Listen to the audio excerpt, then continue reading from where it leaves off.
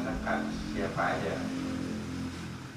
Dan kita udah jelaskan kemarin, ini kan ahadu arkanil Islam, salah satu rukun Islam, dan ini kalau sudah fondasi itu pastinya kan fardhu ain. Jadi wajib diketahui selayaknya sholat, sebagaimana sholat, puasa. Sebelum mengamalkan, kita harus mengetahui teorinya secara baik dan benar, sehingga pelaksanaannya sesuai apa yang diminta di dalam syariat, begitu kan? Begitu juga zakat. Jadi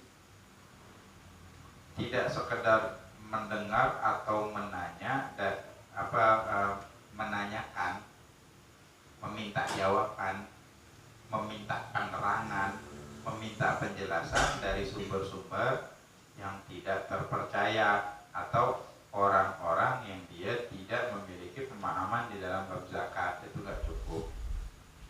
Jadi harus yakinin, paham tentang zakat gitu. Dari langkah-langkah yang kita sebutkan tadi itu keseluruhan ilmu tentang zakat.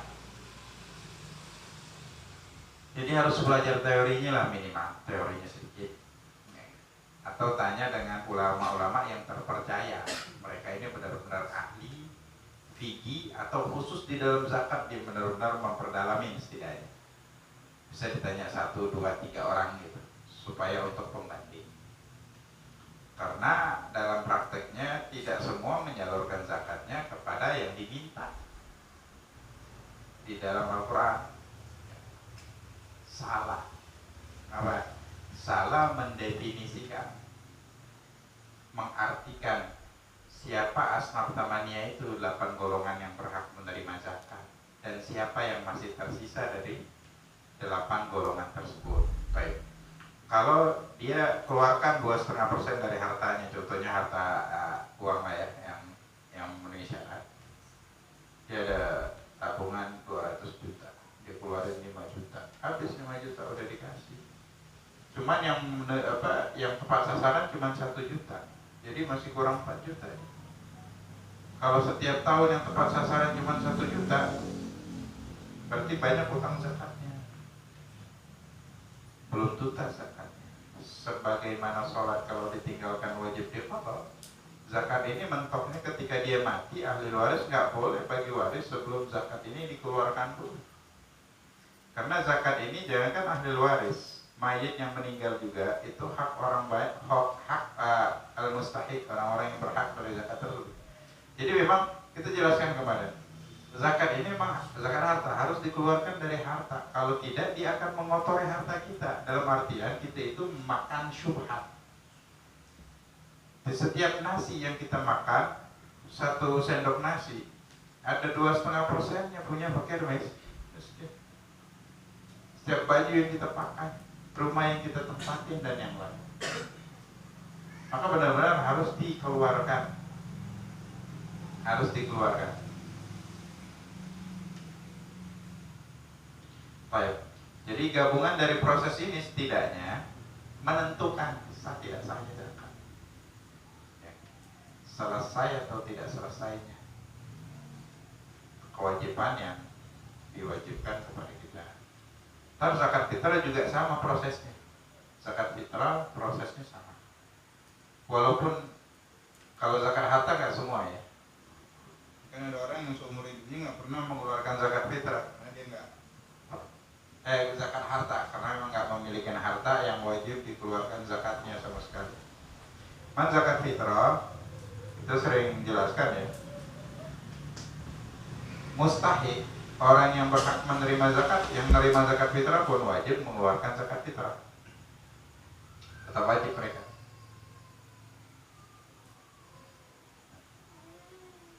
Tetap wajib mengeluarkan zakat fitrah.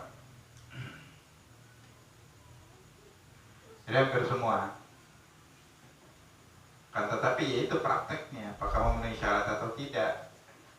Karena definisi zakat sendiri ala wajhin maksus, dengan tata cara khusus yang mudah dijelaskan oleh ulama di dalam kitab fikih. Baik. Dan karena ini fardhu ain, dan kita sering jelasin, ntar bakal datang kalau sampai ya di penjelasan mustahil itu. Mereka juga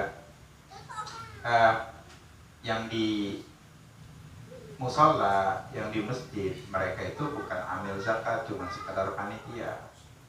Panitia itu tidak ubahnya kita minta tolong orang lain. Ini aku ada zakat fitrah satu kresek, tolong kasih kepada orang yang berhak menerimanya. Ya orang siapa ya? Kemungkinan dia kasih aja sembarang orang. Sah nggak sah? Nah, kita nitipin sama kayak gitu, orangnya nggak paham. Imam masjid dapat, padahal dia nggak berhak. Orangnya termasuk ya bukan fakir miskin gitu. Man dikategorikan fisabilillah, padahal nggak ada tafsir ke sana fisabilillah. Dalam mazhab Imam Syafi'i, kasih ke Bilal, kasih ke ini, dikasih ke itu. Atau satu orang bisa dapat dari miskinnya, dari ininya, dari itunya. Yang mencatat juga, yang bertugas itu dikategorikan amil, dikasih juga. Nah, pas yang zakat kita dikasihkan ke orang itu, berarti nggak sah. Atau semua zakat dicampur aduk, wah berarti tambah nggak sah. Gitu. Loh kan aku udah dikasihkan kayak, masalahnya mereka bukan amil. Kalau amil dari pemerintah, mereka sembrono, kita terbebas dari kewajiban zakat. Kalau amil resmi, taruh boleh jelasin. Kalau itu mereka swadaya. Dan kacaunya di antara mereka hampir semuanya nggak paham zakat karena nggak pernah belajar fikih tentang zakat. Cuma ngambil praktek dari orang sebelumnya aja, yang mereka nggak pernah evaluasi, nggak pernah tanyakan langsung prakteknya sesuai nggak dengan mazhab Imam Syafi'i yang mereka anut. Nah ini kalau kita melakukan dengan praktek itu gantung berarti zakat kita. Kapan tahunya? Ntar di hari kiamat. Oh ini bertahun-tahun nggak pernah zakat karena nggak sesuai syariat. Kita mau ngomong apa kalau udah di kiamat? Nggak bisa balik lagi. Baik. Jadi itu definisi syariah, definisi zakat adalah suatu nama untuk yang dikeluarkan daripada harta ataupun badan melalui proses atau cara yang khusus. Karena ini rukun Islam, meminta mayak perjahiduha alal itlaq. Orang yang mengingkari kewajiban zakat itu secara mutlak dia hukumnya kafir. Kita seringkali jelaskan ya, rukun Islam itu sebelum dilaksanakan wajib diimanin. Orang yang sholat, cuman dia nggak, aku sholat 5 waktu, cuman aku sampai detik ini tidak, ada yang ngomong, aku sampai detik ini tidak meyakinin wajibnya sholat 5 waktu, dia murtad, sholatnya pun nggak sah. Apalagi kalau maklum minaddin bid-darurah biasanya disebutkan di dalam Al-Quran. Al-Quran itu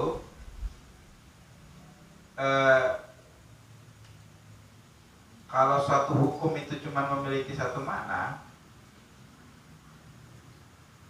itu berarti qat'i secara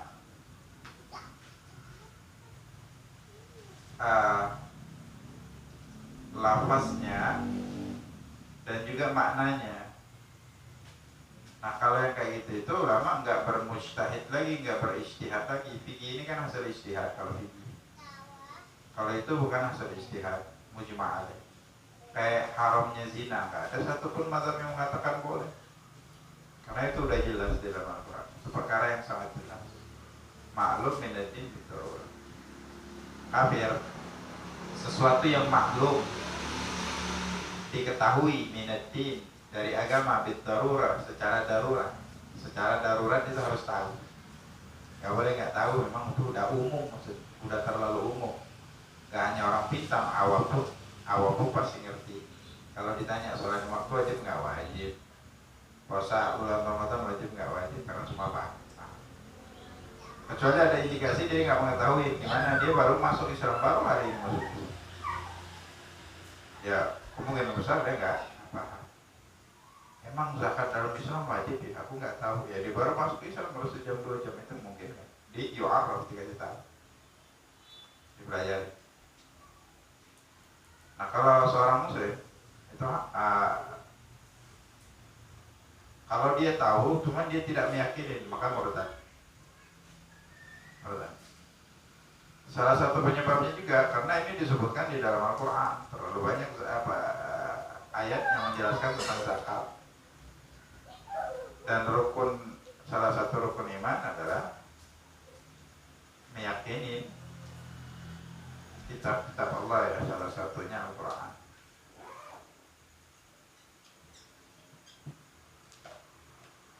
Baik. Wal huwa ma'lumun minad-din bid-darurah.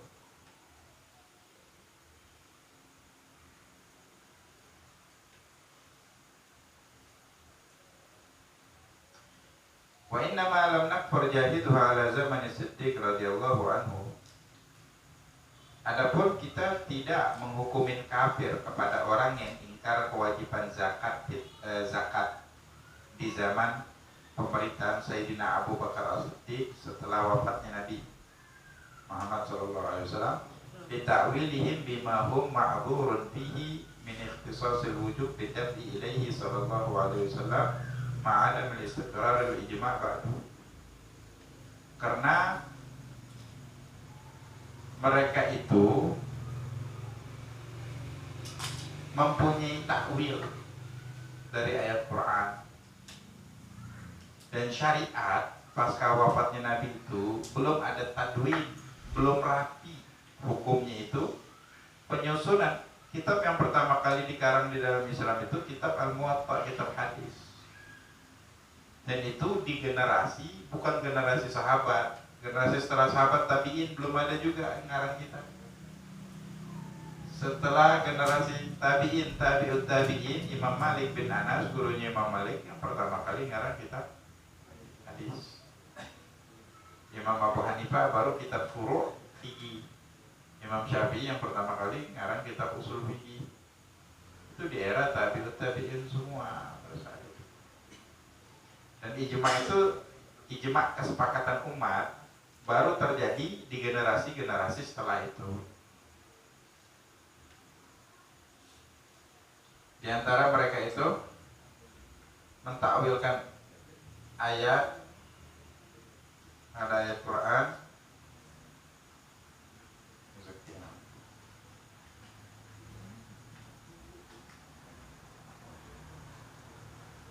yang seolah-olah menjelaskan tidak memberikan zakat kecuali kepada Nabi.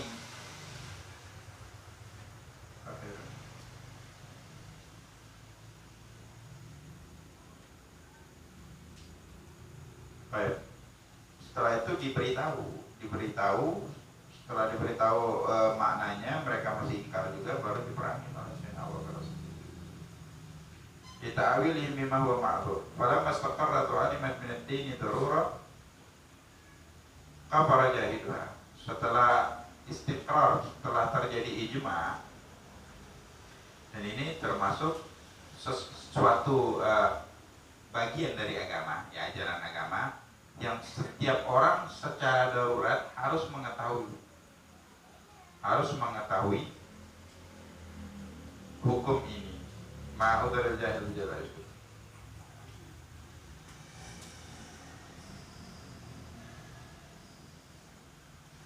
Baik, sekarang kalau disebut falau marrat alaihi sinuna lam yu'addi zakatuha li jahlihi biwujubiha li kaunihi bidaril harbi mata adda an jami'iha khilafan li Abi Hanifah radhiyallahu anhu. Seandainya orang ini hidup di darul harbi, di tempat yang mayoritas kafir, pemahaman agamanya minim, jadi ada zakat bertahun-tahun dia nggak pernah keluarkan padahal dia wajib. Setelah belajar Islam baru paham apa yang harus dia lakukan. Dia wajib mengqadha 10 tahun, 20 tahun, 30 tahun, wajib diakumulasi secara menyeluruh. Angkanya kemungkinan ya nggak mesti sama kan. Kalau tahun ini dia ada 200 juta, tahun depan berkurang jadi 100 juta. 2,5% di tahun yang pertama 5 juta, tahun selanjutnya cuma 2,5 juta. Tahun selanjutnya nggak sampai nisabnya, nggak zakat, diakumulasi jadinya, dan itu perkiraan. Kalau ada beberapa perkiraan, diambil perkiraan tertinggi untuk mengeluarkan zakatnya untuk ehtiyat dan hati-hati, karena dikeluarkan secara keseluruhan.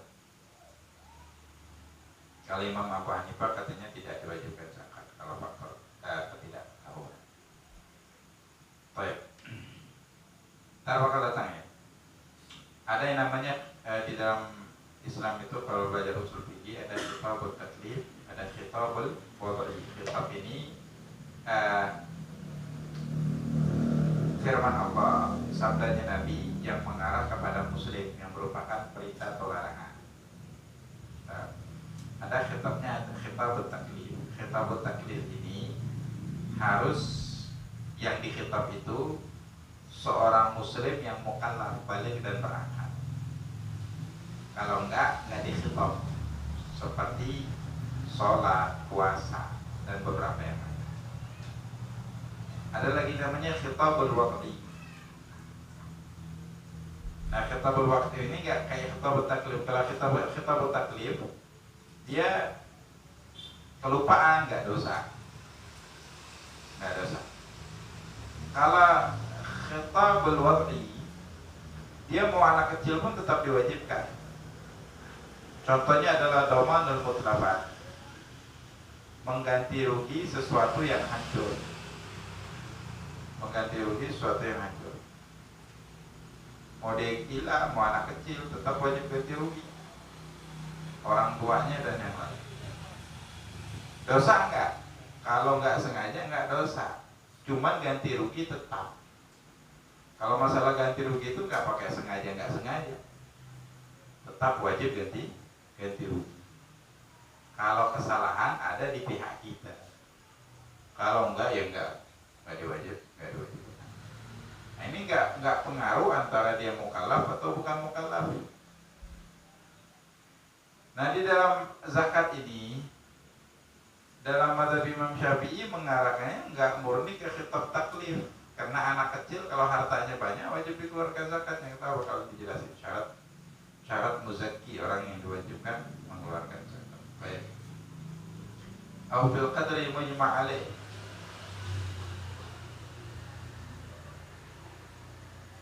Jadi kalau dia ingkar di asal zakat sama sekali, dia aku muslim cuman aku tidak meyakini wajibnya zakat, ini murtad. Kalau zakat secara mutlak. Cuman ada beberapa zakat itu kan mujtahadun fi, nggak ada dalil sorehnya. Ada ulama meyakini zakat jenis ini wajib, jenis ulama lain mengatakan tidak wajib. Nah, itu nggak sampai murtad. Cuman kalau mazhabnya Syafi'i haram dengan keluarin zakat itu, wa yuhasab yaumil qiyamah. Karena kalau mazhab Syafi'i diwajibkan, mazhab yang lain masalah seandainya nggak diwajibkan. Kalau kayak zakat profesi itu masih sangat kontroversi, apalagi kalau menurut madhab ya, karena memang dalil-dalil yang dipakai itu udah dipakai ke zakat yang lain. Salah ya.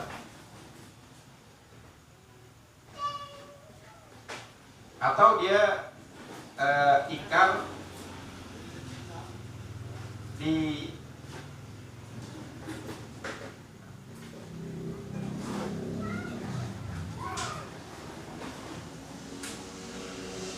ukuran zakat yang sudah disepakati mujma' alaih. Mintanya lebih sedikit, itu terkategori kafir itu.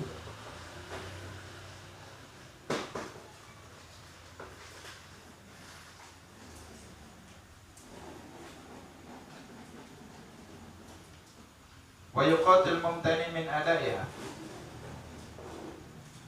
Kalau orang sepakat untuk tidak mau mengeluarkan zakat, dia bakal diperang, seperti di zaman Sayyidina Abu Bakar.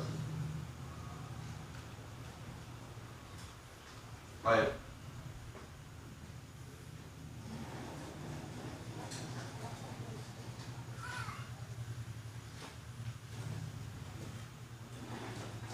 Walhasil disebutin di sini, walhasil anan nas fiha thalathatu adrub. Hasilnya orang di dalam menyikatin zakat ini ada 3 macam golongan.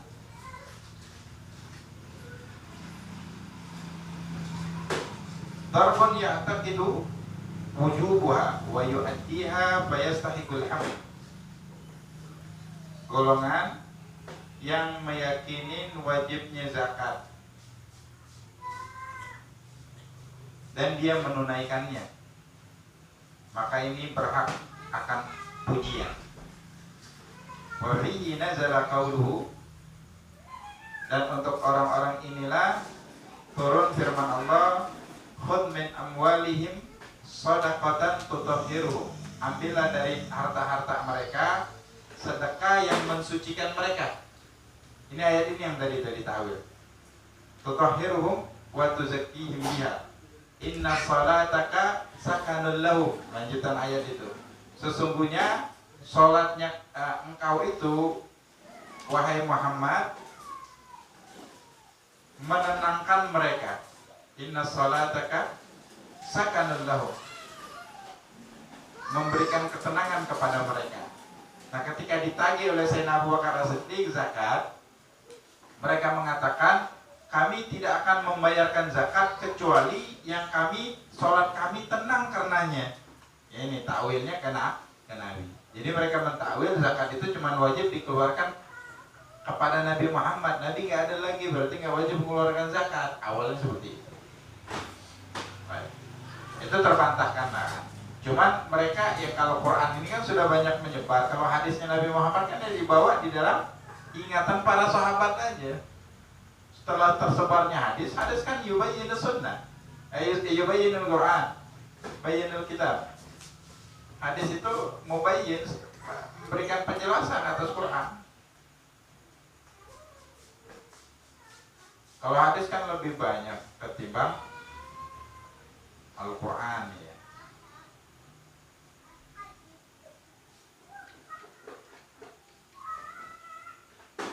Baik.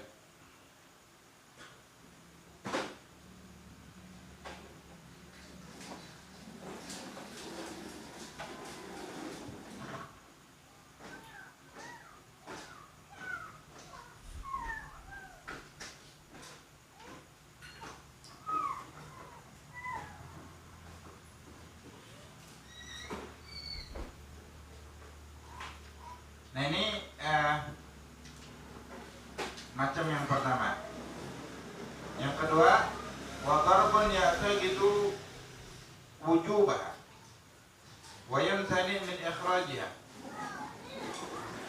Ada sebagian jenis orang itu yang meyakinin kewajiban zakat, cuman dia tidak mau mengeluarkannya. Fa in kana fi qabdatil imam, kalau dia itu di dalam di bawah kepemimpinan suatu pemimpin imam, akhadaha min malihi ghafra. Jadi diambil secara paksa. Kalau zaman Nabi itu kan memang ada pengelola zakatnya, ada departemennya, ada menterinya yang mengelola zakat. Nah, mereka ini yang ambil zakat ini memang benar-benar yang mengurusin tentang zakat. Jadi orang-orang yang punya harta itu terdata. Datang petugasnya nagihin zakatnya. Harus diberikan secara menyeluruh sesuai hitungannya. Kalau enggak akan dihukum. Karena ini kewajiban di dalam agama. Agama itu adalah aturan, hukum pasti yang mengikat. Ini kalau negara tersebut undang-undangnya adalah syariat, gitu. Dia bakal oleh karena zakat itu sudah diwajibkan, itulah datang kontroversi zakat di dalam Islam. Karena udah kontroversi pajak di dalam Islam. Karena udah ada kewajiban zakat. Jadi nggak dibebanin lagi dengan beberapa kewajiban harta gitu. Baik. Nah, cuman sekarang zakatnya nggak jalan. Kalau zakat jalan, bayangkan berapa banyak orang miskin. Baik. Dan juga kita kan udah jelasin, memang zakat itu program untuk mengentaskan kemiskinan. Jadi programnya itu bukan memberikan bantuan tunai, enggak. Bukan memberikan bantuan tunai. Kayak kita katakan kemarin, kalau ini dia bisnisnya dulu menjual perhiasan, dia dimodalin modal awal, walaupun ratusan juta, memang dikasih modal awal, dan dia diawasi. Sekarang dia nganggur, nggak ada pekerjaan. Jadi ditanyain orang-orang yang nganggur itu keahliannya apa. Jadi ada ekonom profesional juga duduk di dalam ambil zakat itu. Jadi mereka, dan dia datanya udah ada lengkap, dan itu terus diperbaharui berkala. Yang dulu kaya sekarang miskin, nggak diambil lagi zakatnya, malah dia berhak menerima zakat. Yang dulu miskin sekarang kaya kan udah berganti. Dulu dia menerima zakat, sekarang dia pula yang diambil zakat. Yang sudah meninggal udah dihilangkan. Jadi prosesnya jelas. Jadi kalau dia petani, diberikan sebidang tanah untuk dia bertani dan modal awal. Kalau dia penjahit, diberikan tempat, diberikan alat. Bahkan dokter untuk praktek dia nggak ada. Kalau mau buka praktek kan peralatannya nggak mudah juga, nggak murah. Dia nganggur gara-gara itu, diberikan, diupayakan, supaya dia akan kerja. Dan begitu seterusnya, menurut keahliannya. Jadi bukan BLT. BLT itu cara akhir. Kalau ini penyandang disabilitas, dia cacat, nggak bisa ngapa-ngapain. Diberikan uang untuk 1 tahun, bisa nggak dia ngelola? Kalau nggak bisa, dia dikasih kebutuhan berkala. Atau orang tua, kalau dia bisa dikasih setahun sekali ini untuk jatah untuk 1 tahun. Kalau dia bisa mengelolanya, bisa. Kalau enggak ya dikasih berkala aja, sebulan, atau paket sembako yang diberikan dari penyedia. Itu yang namanya amil. Dia kerja di situ, dari yang kepalanya di kantor, terus stafnya macam-macam di situ, terus petugas lapangannya lain. Nah mereka ini kalau dapat gaji dari negara, dia nggak ambil dari zakat. Kalau nggak dapat gaji dari negara, dia ambil dari zakat, cuman bukan pukul rata dengan staf yang lain. Mereka akan mendapatkan gaji sesuai dengan upah normalnya pekerjaan masing-masing. Kepalanya lain, yang di lapangan lain. Jadi UMR mereka dapat, bukan pukul rata. Nah kalau yang di masjid itu namanya panitia zakat, mereka nggak berhak menerima zakat. Terus setiap orang mau kerja kan harus ada seleksi, ada seleksinya juga itu. Syaratnya 8 mau jadi amil zakat itu. Salah satunya paham tentang zakat. Pernah ngaji zakat berarti dia, nggak sembarangan. Yang pastinya disebut harus ini ya, harus aminan, harus bisa dipercaya. Karena masalah duit ini, itu banyak yang nggak jujur, banyak yang nggak. Kalau jujur, ya negara kita makmur lah setidaknya. Setiap negara kalau pemerintahnya jujur, sama pengelola zakatnya jujur. Nah, setiap institusi itu kan ada yang ngawasi pekerjaan mereka. Beres nggak? Oh ini nggak beres, harusnya catatan nggak beres. Kan diimpan duit, tutup mulut sekian banyak, jadi beres. Itu jadi masalah. Maka berlaku itu kejujuran di banyak bidang, apalagi yang berkaitan dengan ini ya, dengan harta. Akan sulit kalau enggak.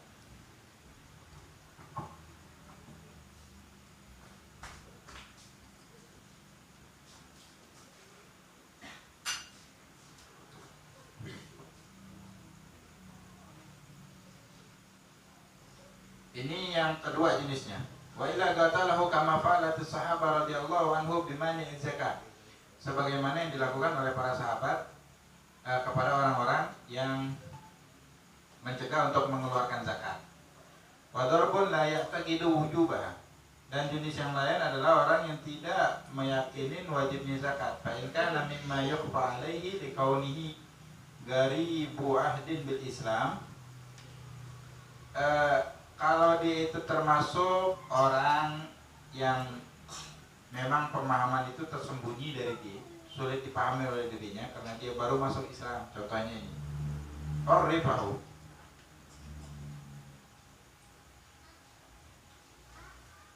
maka wajib diberitahu bahwasanya zakat itu wajib. Wa yunha anitarak, dan dilarang dia untuk tidak mengeluarkan zakat. Ada tuh ada. Wa illa hukima bi kufrihi. Kalau dia bukan orang mimma yukhfa alaihi, karena dari dulu terlahir Islam, tinggal di tempat yang banyak mempelajari ilmu agama, dan dia mengatakan meyakini zakat tidak wajib, maka hukima bi kufrihi, dia dihukumin kafir. Begitu juga kata Imam Syargawi, walau imtana al-mustahiquna min akhliha qatalahumul imam. Kalau seandainya mustahikin, fakir miskin dikasih zakat, dia juga aku nggak mau nerima zakat. Qatalahumul imam, akan diperangin oleh imam, ditangkap-tangkapin. Karena harus ada timbal balik, harus ada muzaki yang mengeluarkan zakat, harus ada mustahikin yang mau menerima zakat. Kalau enggak, pincanglah ini rukun, nggak akan jalan. Cuman kalau kayak gini mah jarang ada yang terjadi lah, dikasih zakat nggak mau ya. Orang kaya aja pengen menerimanya, belum miskin. Jangan nagawulah fardhu kifayah. Fayuqatilun ala nadati ta'til hadis syahada. Ta'til jamaah min al-qayb. Selanjutnya la tajibuz zakatu illa 'alal hur. Tidak diwajibkan, ini syarat wajib zakat. Tidak diwajibkan zakat melainkan kepada hur, orang yang merdeka. Zaman dulu kan masih ada perbudakan. Jadi yang budak itu tidak diwajibkan. Budak itu macam-macam jenisnya. Ada dia setengahnya merdeka, setengah enggak. Contoh, ketika dapat ghanimah, harta rampasan perang, karena budaknya cuma sedikit, dibagi dua. Ini jatah kalian berdua, udah terima. Yang satu udahlah, yang jatah aku merdekain aja. Jadi dia ini 50%-nya merdeka, 50%-nya budak. Ntar rembukan sama tuannya. Jadi aku kerja sama kamu jadi budakmu, gimana caranya? Mau 12 jam atau sehari, seminggu, sebulan, atau setahun, tergantung dia. Dan budak itu dia wajib diberi makan sama orang sama tuannya. Cuman dia kalau dikasih harta sama orang lain, punya tuannya, itu bukan punya dia. Dan dia kerja sama tuannya, gak digaji apapun, cuma dikasih makanan, tempat tinggal dia, sama pakaian dia, itu aja cuma gaji. Itu budak. Nah, ada budaknya yang malas, tuannya juga malas, mau dijual nggak ada yang mau, nggak ada laku. Jadi ini aja, kau merdeka nggak? Mau. Ini aja, kau datangkan aku duit 100 juta, kau bayar sebulan, per 6 bulan 50 juta. 6 bulan yang selanjutnya 50 juta lunasin. Setahun kau lunasin itu, kau bebas jadi budak. Ini namanya mukatab. Budak yang mukatab, yang nyicil dirinya untuk merdeka. Kadang kalau nggak digituin, budaknya malas, nggak kerja. Ini salah satunya. Itu dalam ayat zakat, innamas sadaqatu lil fuqara wal masakin wal 'amilina 'alaiha wal mu'allafati qulubuhum wal gharimin fi sabil Abdul Mukatab, itulah yang disebut di dalam budak yang sedang menyicil untuk memerdekakan dirinya. Nah, itu dibantu dengan zakat. Karena pada dasarnya Islam itu memerangi perbudakan. Yang awalnya dulu tuh gampang banget orang jadi budak. Semua tata cara itu di dalam Islam dihapuskan, kecuali di dalam peperangan orang kafir yang tertangkap itu tergantung imam, mau buat barter tentara yang tertangkap dari tentara kaum muslimin, ini barternya, atau dijadikan budak, dijual belikan, dibagi sama para mujahidin yang ikut berperang, atau dieksekusi mati. Itu kalau yang dewasa yang ikut berperang. Kalau anak kecil perempuan langsung jadi budak. Jadi orang yang terlahir dalam keadaan muslim tidak akan mungkin bisa menjadi budak, karena pada saat itu posisinya perbudakan itu nggak bisa dihapuskan, memang sudah turun menurun dan itu diperdagangkan zaman dulu. Jadi konsepnya memerangi perbudakan. Jadi semua tata cara yang dulu bisa jadi budak, kita nggak suka sama orang ini, tangkap, bawa ke kampung sebelah, jual di sana, atau bawa ke negara lain dijual. Itu kan yang terjadi sama Nabi Allah Yusuf, ditangkap akhirnya kan dijual sama saudagar. Jadi budak akhirnya. Nggak tahu saudara, kalau zaman sekarang kan ya teknologi canggih, wasailul i'lam untuk mengetahui kabar dari satu tempat ke tempat lain ya. Zaman dulu yang mana tahu kalau orang hilang aja, udah nyangka udah mati ya. Apalagi masih ada hewan buas dan yang lain, kemungkinan untuk meninggalkan banyak. Nah itu tidak dibenarkan di dalam Islam. Perbudakan cuma satu caranya itu. Nah ketika peperangan itu nggak ada lagi, karena memang pengennya Islam nggak berperang. Peperangan zaman Nabi kebanyakan untuk mempertahankan diri kan. Jadi peluang untuk adanya budak pun sudah semakin sempit. Tambah lagi banyak dosa-dosa di dalam Al-Quran itu, di dalam Islam, dosa-dosa besar. Kafaronya itu, cara menebus dosanya harus memerdekakan budak, dan budaknya harus muslim. Gimana muslim? Yang udah ditangkap itu bisa aja dia masuk ke Islam. Dia masuk Islam, ketika masuk Islam ya tetap dia jadi budak. Tetap jadi budak. Ketika dia merdeka kan oleh orang tuannya, maka dia merdeka. Baik. Nah yang memungkinkan memiliki harta ini adalah Abdul Muba'at. Tadi hamba saya yang Muba'at sama Mukatab. Mukatab ini kan lagi nyicil, jadi duit dia yang pegang, dia yang kembangkan supaya cicilannya itu memenuhi target dan dia bisa merdeka. Yang Muba'at tadi yang 50% dia merdeka. Kalau di hari-hari dia merdeka, nggak jadi budak, dia kerja dapat uang, itu punya dia. Di hari yang jadi budak, dia kerja, itu uang sayyidnya. Nah, Muba'at ini walaupun dia memiliki harta sampai nisabnya, cuman dia tetap aja seorang budak sebagiannya, walaupun sebagian kecil, maka tidak diwajibkan mengeluarkan zakat.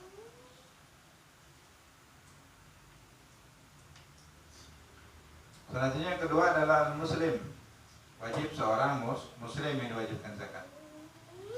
Walau ghaira mukallafin, walaupun muslim ini bukan yang mukallaf, kasabi, seperti dia anak kecil belum balik. Anak kecil yang belum balik. Anak kecil ya umumnya nggak punya harta ya, cuman tidak sedikit juga anak-anak kecil yang dari kecil dia sudah miliarder. Kalau bapaknya buatin rekening untuk dia dan dihibahkan, itu kan harta dia. Kalau sudah sampai nisab, wajib dikeluarkan zakatnya. Atau orang tuanya meninggal, dia belum balik dan dia mewarisin hartanya, apalagi sebagian besar kalau dia anak tunggal, anak laki-laki, dia sebagian besar harta itu untuk dia. Kalau orang tuanya nggak punya orang tua lagi, udah semuanya untuk dia, harta itu dulu. Nah yang mengatur keuangan anak ini tetap wajib mengeluarkan zakatnya per tahun di dalam harta yang dia miliki, yang wajib dikeluarkan zakat. Harta apa aja itu kemarin global kita udah sebutin ya, tar prosesnya. Dalilnya begitu juga al-majnun, yang gila, sama. Kalau dia memiliki harta, mau terlahir gila, dia cuma punya harta.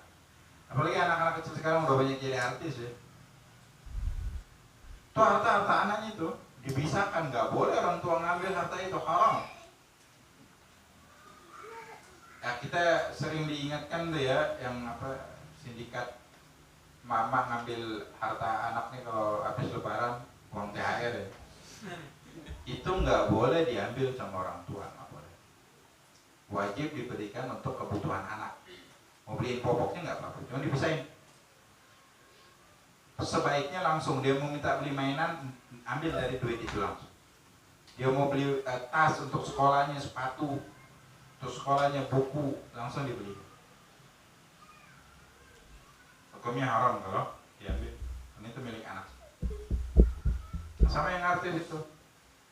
Oke, orang tuanya jadi produsernya, dia dapat gaji sebagai produser, boleh ambil dari harta anaknya itu, gajinya dia karena dia kerja untuk anak.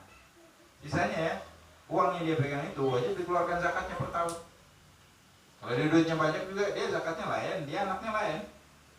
Zakat harta ini bagi yang punya harta, sama kayak zakat badan bagi yang punya badan. Cuman kalau anaknya belum balik, nah beda zakat fitrahnya. Zakat fitrahnya orang tuanya yang wajib keluarin zakatnya. Kalau zakat hartanya, ya orang tuanya yang ngeluarin, cuman dari harta anak. Dalam hadis, ibtaghu fi amwalil yatama la ta'kuluhu zakat.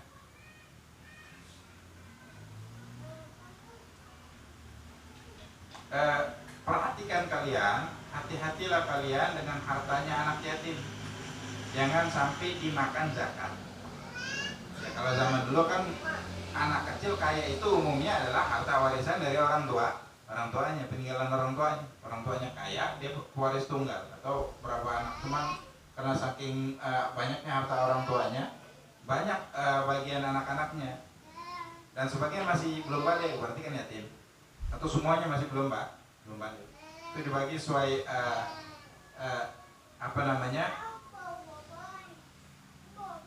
sesuai bagian masing-masing. Cuman kayak rumah, tanah, semua itu kan nggak kena zakat. Aset itu nggak kena zakat rata-rata. Yang kena zakat itu tabungan, sama perhiasan yang nggak dipakai untuk berhias. Laki-laki beli emas itu kan nggak boleh dipakai, berarti dia untuk nyimpan zaman dulu kan, investasinya berupa emas. Yang perhiasan, apalagi batangan. Kalau batangan laki-laki perempuan kena zakat itu, karena zakat uang itu asalnya adalah zakat emas. Sebenarnya zakat uang nggak ada, yang ada zakat emas dan perak. Dan ulama menilai karena emas dan perak itu zaman dulu dijadikan alat tukar menukar, maka makna ini tidak ditemui lagi di zaman sekarang kecuali di uang yang berlaku di setiap negara. Maka diwajibkan untuk dikeluarkan zakat.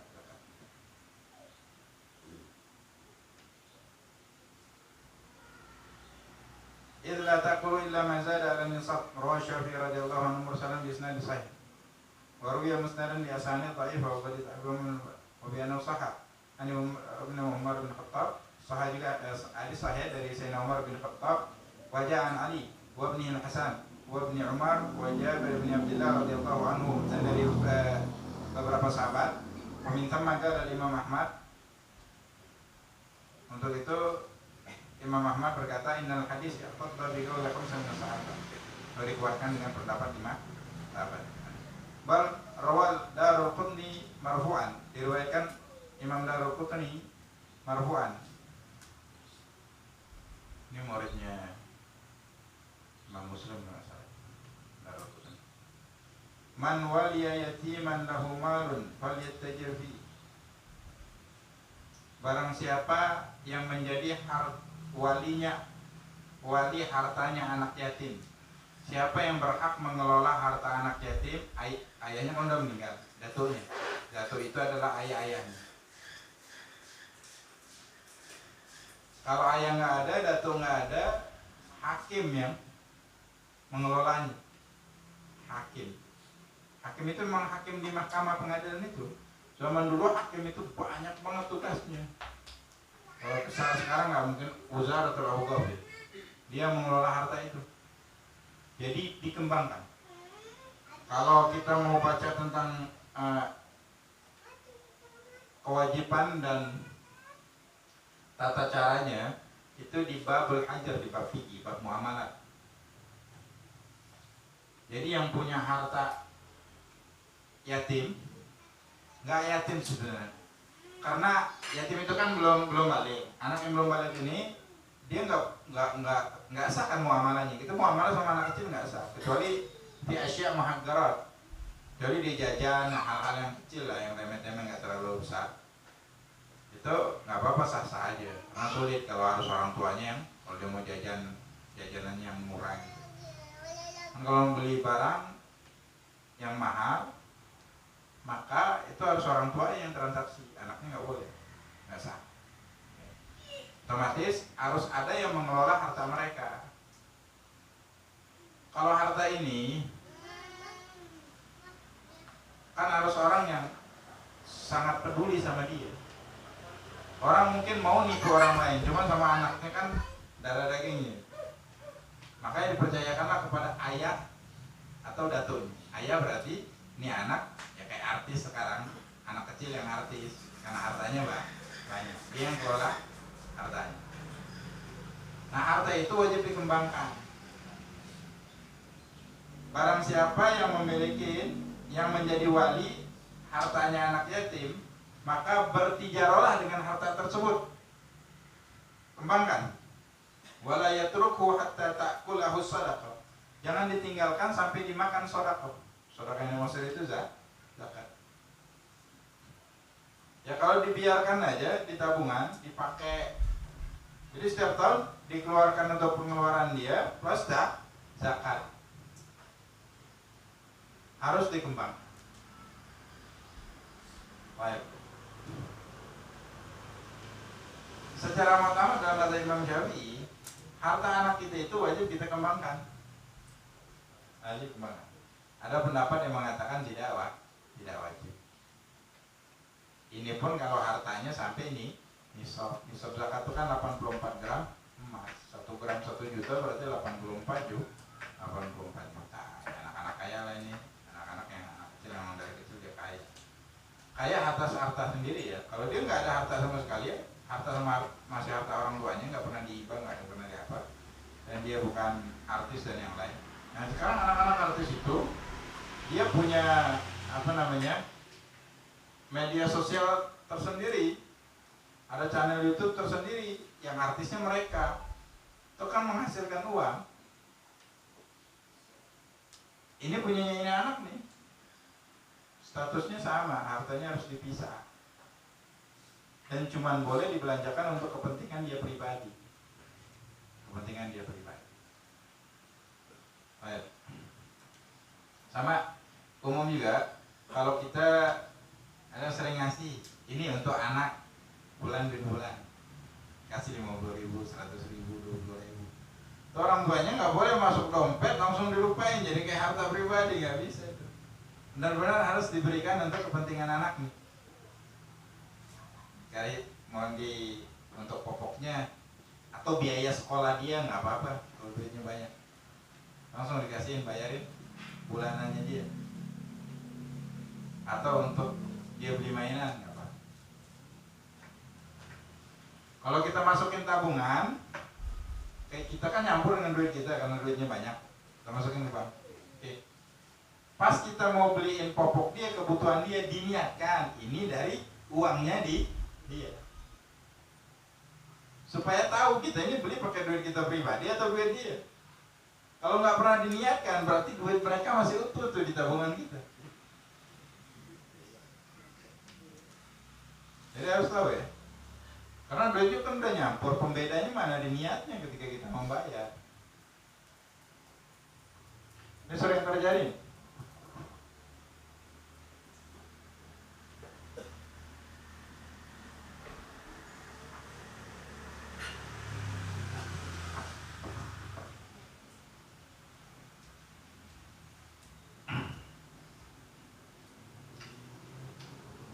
Dan banyak yang nggak paham juga hukumnya, karena ngerasa nih anak kan kita yang beliin baju, gitu.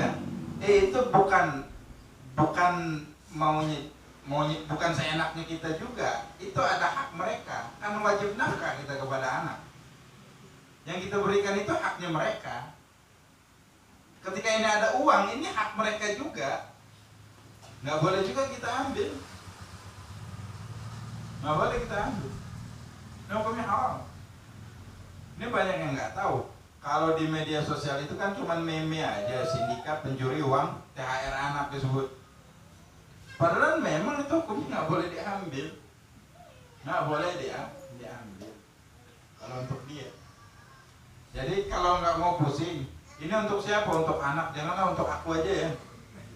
Kalau ngasih 50.000, oke. Ini berapa isinya? 5 juta. Untuk siapa? Untuk anak. Janganlah buat basa-basi aja kan untuk anak. Sebenarnya maunya untuk aku kan? Iya, sebenarnya untuk kamu, bukan untuk anaknya, biar jelas. Kalau enggak 5 juta untuk anak semua. Ya nggak apa-apa, bisa kita ngeringanin untuk beli popok. Jadi ketika beli popok, beli susu begitu itu. Yang lain untuk kepentingan kita beli lagi. Sama aja kan sebenarnya. Karena yang punya anak kecil kan kebutuhannya itu juga jatuhnya. Cuman dipotong aja, diingat, diniatin ketika bayar di kasir. Yang ini untuk dari duit anak, potong jadi.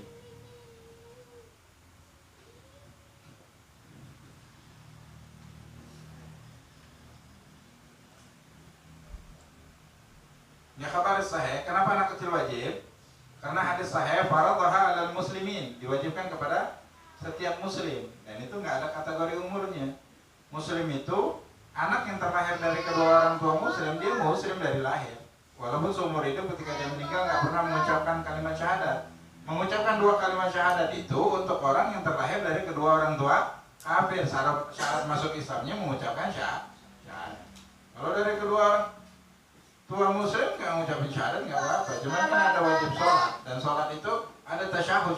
Tasyahud itu diambil dari kalimat syahadat. Pasti diucapin juga. Setiap muslim wajib bersyahadat minimal sehari 5 kali. Kalau dia nggak tahiyat awal, kalau tahiyat awal bisa.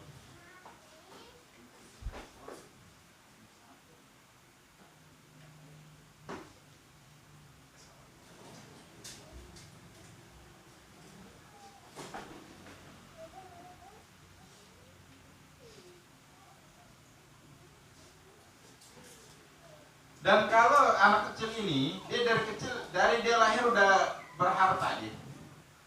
Sampai dia balik, dia belajar kitab fikih, tanya sama bapaknya seumur hidup, dari aku kecil pernah dikeluarin nggak zakat hartaku? Nggak pernah. Dia harus kalkulasi. Karena ini kewajiban tadi itu kan, harta kita tercampur dengan harta orang lain. Dan itu memang dari kecil dia udah ada itu harta. Jadi haknya orang lain udah nyampur dengan harta dia dari dulu, dikalkulasi dari kecil.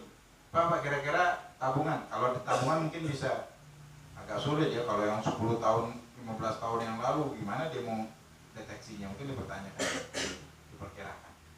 Tabungan kamu stabil kok, tahun ini begini, ya tinggal diambil persentasenya, dikeluarkan seluruh, taruh di duitnya 100 juta, ada yang 200, ada yang 300, 2,5 juta, kali 10 ya 25 juta, kali 15 udah ya 30-an ya.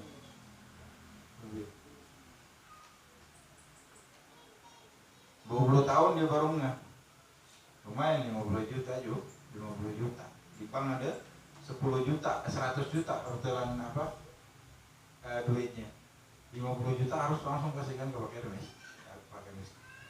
Utang jadinya, utang putih. Baik.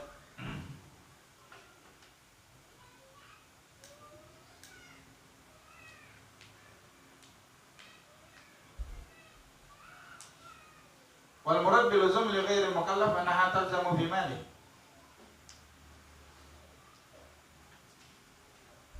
Hatta annaha yalzamu al-wali alladhi ya'taqidu wujuha fi mali muwalla ikhrajuha min malihi. Jadi kalau dia nggak mukallaf, hati-hati ya kalau baca artikel di internet itu, orang-orang yang wajib zakat disebutin balik berakal juga di situ. Kalau wajib zakatnya nggak disyaratin balik berakal, yang mengeluarkannya walinya memang, dianya. Yang mengatur dan semuanya juga harus wali malnya. Tadi datuk atau ayah. Ibu itu sejak alal asom nggak berhak untuk mengeluarkan zakat anak-anaknya. Cuma ada pendapat yang bolehkan, dan di mazhab lain juga bahkan ibu itu lebih didahulukan karena syafaqah kasih sayangnya kadang melebihin yang lain. Cuman ada alasan tersendiri lah. Baca Babul Hajar atau Mahjur Alaih dalam kitab ini. Di situ dijelaskan rinciannya tentang tata cara mengelola hartanya anak kecil. Nggak boleh didermakan ya. Kita mau ngajarin dia sedekah harus dari harta kita, nggak boleh dipotong dari harta duitnya dia, nggak boleh. Dia nggak sah penerimaan dia. Dan kalau kita kasih dari hartanya dia, kita wajib ganti rugi dari harta kita. Ada hal-hal. Jadi lebih sempit ruang penggunaan harta anak yatim. Ini apalagi yang mengelola hartanya anak yatim, hibah untuk anak yatim. Lebih sempit. Jadi benar-benar kebutuhan dia harus diberikan. Oh bagus ngajarin anak kecil sedekah, jangan pakai harta dia, pakai harta gitu. Nggak boleh pakai uang dia. Kalaupun pakai uang dia, kita wajib ganti rugi. Pakai duit kita. Dengan jumlah yang sama. Jadi yang mengeluarkan itu adalah orang tuanya. Kalau orang tuanya yang meyakinin wajibnya mengeluarkan zakat dari anak kecil. Karena Imam Abu Hanifah mewajibkan baligh dan berakal untuk wajibnya zakat. Jadi hartanya anak kecil nggak wajib dikeluarkan dalam mazhab Hanafi. Yang pula kita mau cari enak-enaknya aja. Kalau kita waktu kecil banyak duit nggak pernah dikeluarin zakat, kalau besar, udahlah waktu kecil dulu aku Hanafi aja lah. Baru pindah Syafi'i. Yang diakal-akalin dulu kalau agama ya. Taruh akal-akalin ini masuk neraka. Yang nggak perlu diakal-akalin sebenarnya Allah masukin ya. Baik.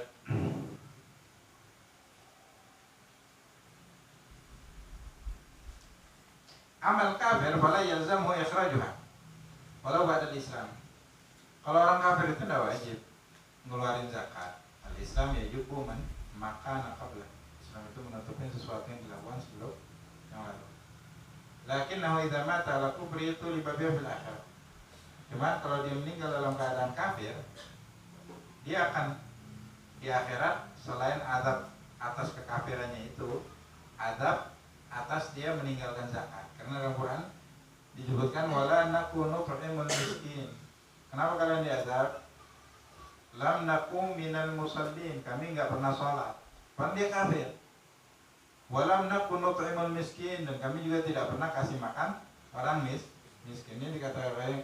Jadi dia itu selain aslul aqidah, selain dosa kekafirannya, dosa setiap meninggalkan ajaran syariat selama dia hidup, maka dia di hari kiamat akan diminta. Di dunia nggak diminta. Buktinya ketika dia masuk Islam, dia nggak pernah diminta untuk mengqadha semua sholat yang pernah dia lakukan, karena dari lain Islam yajibu man kana qabla. Begitu juga zakat, puasa dan yang lain. Cuman kalau utang sama orang lain tetap dibayar walaupun utangnya sama orang kafir juga. Utang nggak selesai walaupun masuk Islam. Utang selesai enak, kalau nggak bisa tetap wajib bayar. Itu beda. Tuliba biha bil akhirah. Wa ugiba alaihi kasairil wajibat.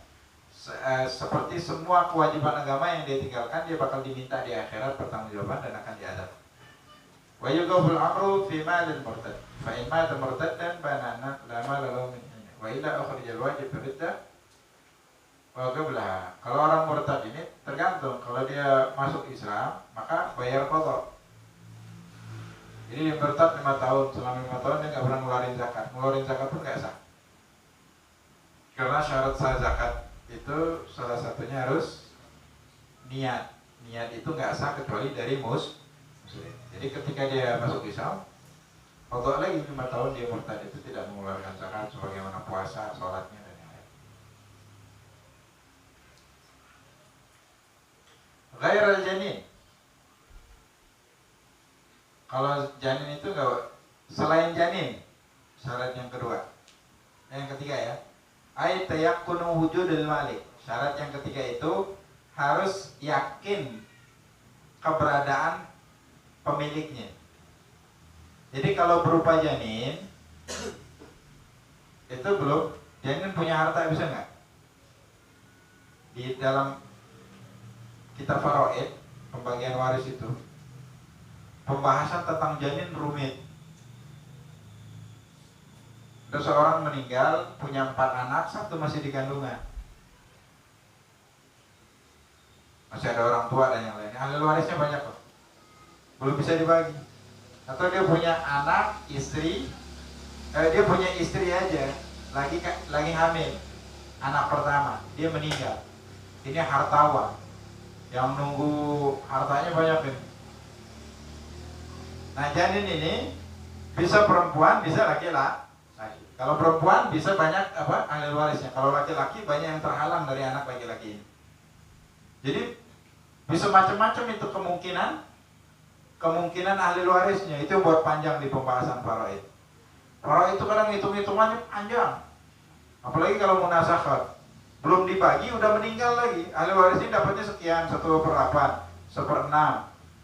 Belum sempat dibagi warisan, dia meninggal, punya berapa anak, bagi lagi yang warisan dia.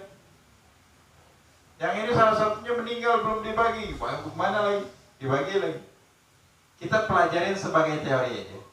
Kalau orang nanya tentang hukum faraid, kita suruh ke MUI aja. Kalau salah kita dapat dosa, kalau benar kita dapat capek sama amukan ahli waris yang lain. Gara-gara fatwa kita dia nggak dapat waris gitu. Jadi kalau mau nanya tentang waris, kita bilang ya kita jelasin hukumnya segini ya. Cuman kalau kita panggil ahli waris kumpul semua, kita panggil di sana, maaf aja lah. Kayak MUI aja langsung. Atau ke departemen agama. Dia bagi harta, kita dapat amukan orang yang nggak dapat ntar. Baik.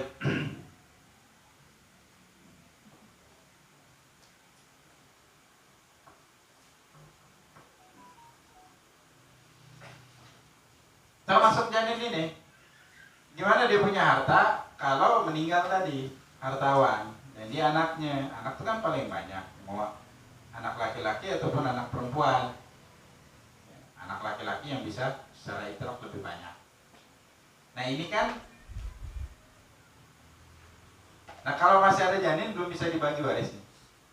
Tunggu keluar. Kalau keluarnya dalam keadaan meninggal, berarti emang dia nggak ada sama sekali, nggak terhitung.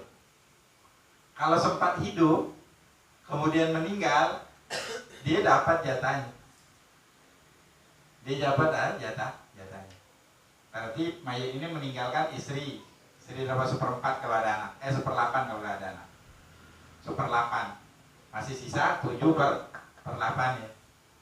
Kalau masih ada orang tua, ayah 1/6. Ibu juga 1/6. Kalau orang tua siapa? Orang tua si mayit. Atau bapak ayah atau ibu kalau nggak ada lagi, ya sisanya ke anak ini semua. 7/8 ke anak.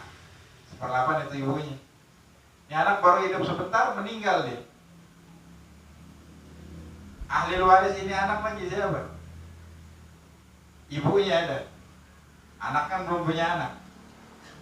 Ibu itu kalau nggak punya anak, berarti warisnya nggak punya anak. Dia dapat 1/3 atau 1/6 gitu ya di kitab faraid. Ntar dikembalikan ke pamannya, bakal dapat jatahnya. Kalau ahli warisnya cuma 1 perempuan, berarti pasti dapat yang lain, karena perempuan itu nggak bisa ngambil keseluruhan. Nah ini jadinya panjang seperti itu. Nah kalau masih janin itu belum bisa dipastikan. Apalagi zaman dulu banyak terjadi orang nyangkanya hamil, tahu-tahu sudah beberapa bulan kempes saja perutnya. Ada dikentut panjang, mau tahu-tahu cuma angin. Gerakan-gerakan dalam perut itu kan laki-laki sering ngerasa perutnya bergerak apa semua. Dia nggak nyangka kan, apakah aku hamil? Enggak kan. Kalau yang ibu hamil kan ada gerakan anaknya.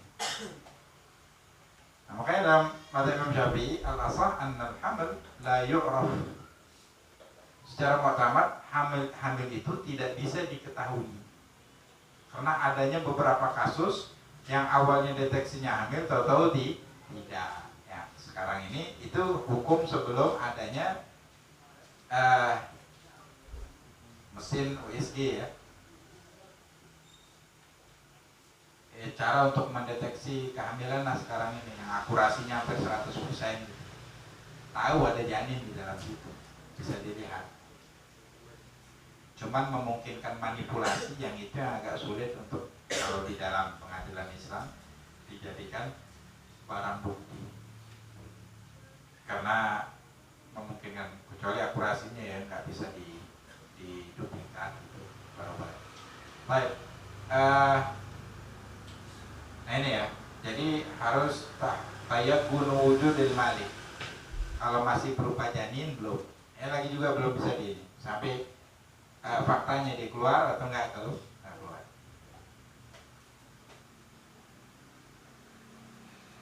Baik. Selanjutnya, wayusaratu ayatan kaunul malik muayyanan. Harus pemilik harta itu muayyanan, pribadi, bukan jihad.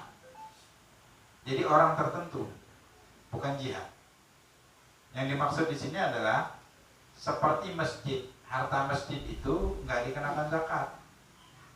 Jadi jangan kerajinan pula pengurus masjid. Oh, masjid kita ini banyak hartanya, kita kasih fakir miskin ya, kita keluarin zakatnya. Nggak boleh, haram. Masjid itu nggak ada yang punya hartanya. Masjid benda mati. Sama rai'ul mauquf, hasil daripada harta mauquf. Di Indonesia jarang ya, di Arab itu banyak. Sayyidina Utsman itu punya wakaf, sampai sekarang masih dijaga. Wakaf sumur, wakaf kebun korma. Jadi banyak yang mewakafkan kebun korma. Contohnya korma itu kan termasuk, oke lah, harta juga lah ya. Maksudnya harta yang wajib dikeluarkan zakatnya. Ada beberapa buah-buahan sama makanan pokok itu ketika panen wajib dikeluarkan zakat. Nah ketika dipanen itu nggak wajib zakat. Contohnya pohon korma diwakafkan untuk warga RT 10 Tanjung Pinang. Ya, warga ini semuanya didata warga itu. Setiap hasil panen diberikan kepada mereka. Tergantung yang mewakafkan maunya gimana. Contohnya, kalau ada orang punya kebun, jadi sampai hari kiamat kebun itu nggak bisa diperjualbelikan.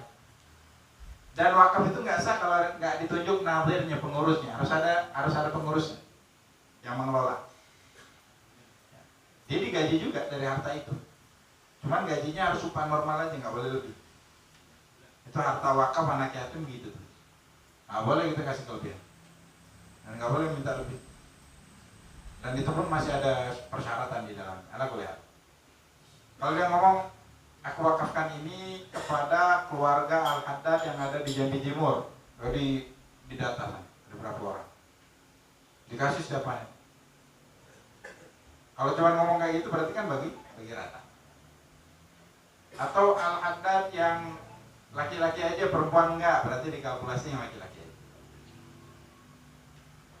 Atau yang punya ilmu aja, yang santri atau mantan santri gitu. Ya santri lah, nggak ada mantan. Yang dikasih sesuai yang disebutkan. Kalau sekarang apa, ladang. Kalau kayak bisa juga kita wakafkan, kayak Masjid Raya itu ada 2 toko kalau nggak salah diwakafkan untuk Masjid Raya. Jadi upahnya diberi sewanya balik ke masjid. Kalau zaman dulu masjid sama, kalau di Arab ya, masjid sama pondok pesantren itu banyak wakafnya. orang punya harta wakafin untuk pondok pesantren ini. Jadi pondok pesantren yang ngelola itu. Mau dia bangun bangunan, dijadiin toko, disewakan, atau dia kelola sendiri, hasilnya balikin ke pondok pesantren. Itu walaupun omsetnya miliaran rupiah nggak kena zakat. Karena bukan orang. Termasuk begini, kayak di masjid paling kaya di Kota Tarim itu namanya Masjid Ba'alawi. Dia asetnya di mana-mana. Dan imam paling kaya imam Masjid Ba'alawi. Karena nggak hanya masjidnya aja, imamnya juga diberikan wakaf. Ada orang wakafkan tanah, wakafkan korma. Cuman kalau yang berkaitan dengan zakat, kormanya aja. Kalau tanah itu kan nggak kena zakat. Korma yang kena zakat. Anggur juga kena zakat. Anggur sama korma kalau buah-buahan, cuma dua. Atau pohon jagung, padi dan yang lain itu kena zakat untuk makanan pokok ya. Depan. Cuman kan kalau kayak padi ya nggak bisa diwakafin karena habis itu kan tanamnya yang lain. Yang wakaf itu yang ada di situ. Wakaf itu kan benda yang nggak hancur, nggak habis gitu. Uang makanya nggak bisa diwakafkan. Yaitu bab wakaf lain dari pembahasan. Nah seandainya ada pewakafan korma itu untuk imam masjid. Nah imam masjid Ba'alawi itu paling banyak wakafnya. Yang paling kaya. Diwakafkan untuk imam. Nah imam kan cuma satu orang atau taruhlah dua orang. Cuman nilainya itu per bulan masalah dia dapat puluhan juta, bahkan ratusan juta untuk sekali panen dia dapat. Atau per panen, taruh setahun 2 kali panen atau setahun sekali. Sekali panen itu karena punya dia secara menyeluruh dapat 500 juta misalnya untuk dia semua. Karena itu wakaf untuk imam. Kalau dikurang biaya operasional dapat dia 300 juta misalnya. 300 semua dikasih. Karena zakat enggak. Satu orang paling menerima. Cuman ini jihad. Yang dikasih bukan ini orang sebenarnya. Karena sifatnya melekat dia sebagai imam. Kalau suatu hari dia meninggal atau dia pindah digantikan dengan imam yang lain, imam itu yang dapat. Ini namanya jihad. Bukan milkun ma'iyyan. Bukan kepemilikan atas seseorang tertentu. Jadi tidak dikenakan zakat.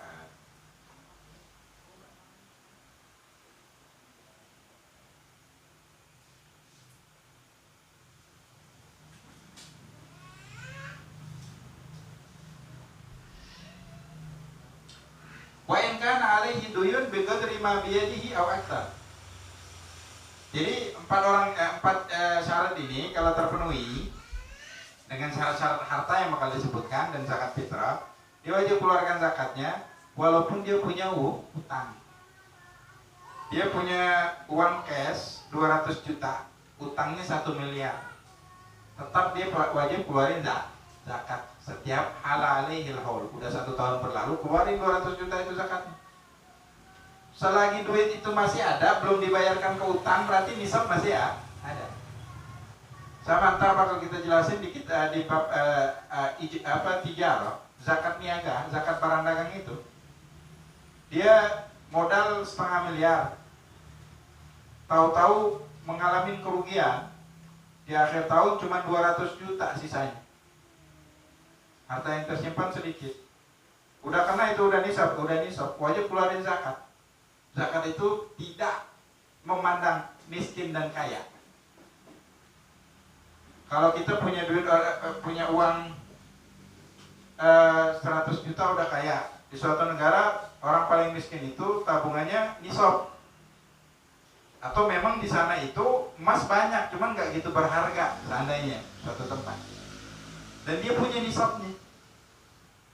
Karena paling miskin lah punya emas minimal 0,5 kilo di situ. Punya dia 0,5 kilo. Dia yang termiskin.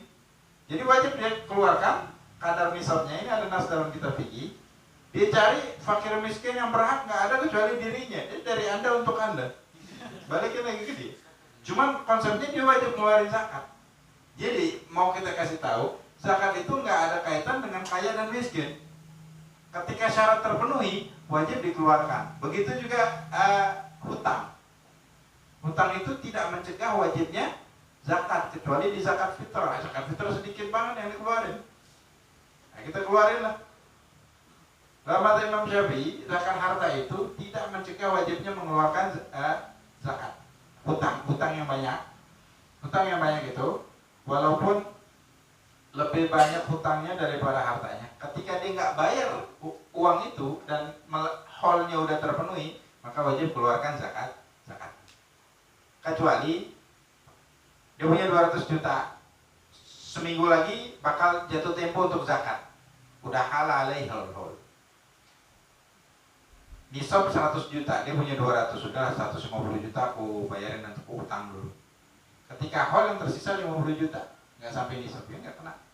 Dan putus nisabnya sampai ketika uangnya itu bertambah jadi nisab lagi, baru dihitung haul yang baru. Itu penghitungan insyaallah di pembahasannya. Allah Subhanahu wa taala. Ada yang mau tanya silakan. Yep. Assalamualaikum. Waalaikumsalam. Ada dua pertanyaan, Nabi. Yang pertama tadi yang bahas tentang yang zakatnya untuk anak yang yatim yang boleh ditijarokan, Bib. Seandainya ditijarokan itu bangkrut, Bib, nggak ada. Terus itu yang pertama, Bib. Bisa ditijarokan dia bangkrut, Bib. Jadi nggak ada harta lagi anak tuh, gimana, Bib? Yang sudah dia dewasa. Terus yang kedua, Bib, kalau seandainya kita simpan ke bank, Bib, ini kan ada potongan nggak boleh tarik, Bib. Ada sisa nggak boleh tarik. Apakah kita sebagai pemegangnya wajib ganti ya, Bib? Misalnya ada di satu bank kewajiban itu harus 250.000, nggak boleh diambil. Jadi kan duit kan nggak bisa ditarik dari bank. Biasanya sudah dia kalau kecuali mau cabut habis pun masih tersisa lah gitu. Ada kewajiban habis. Apakah kita yang megangnya harus ganti? Ya?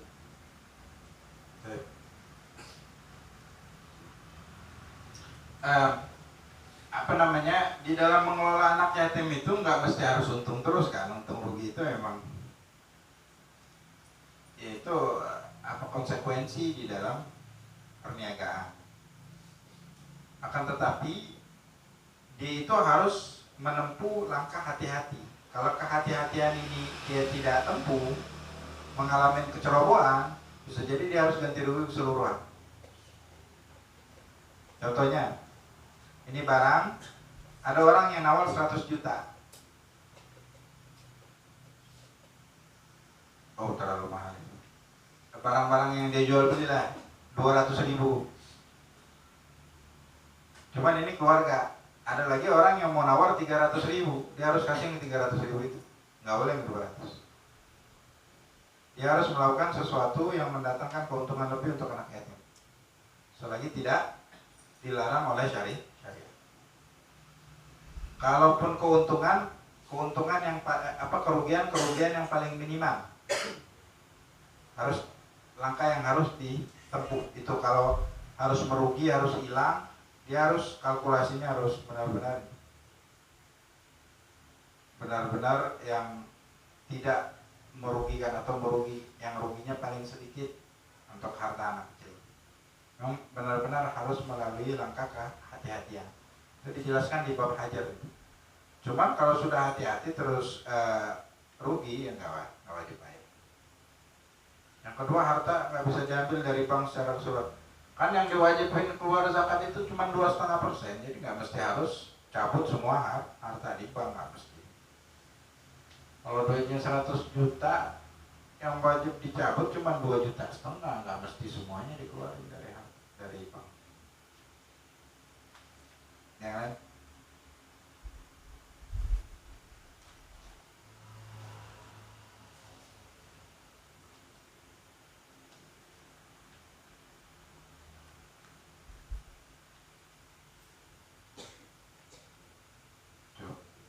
Allah Subhanahu wa ta'ala.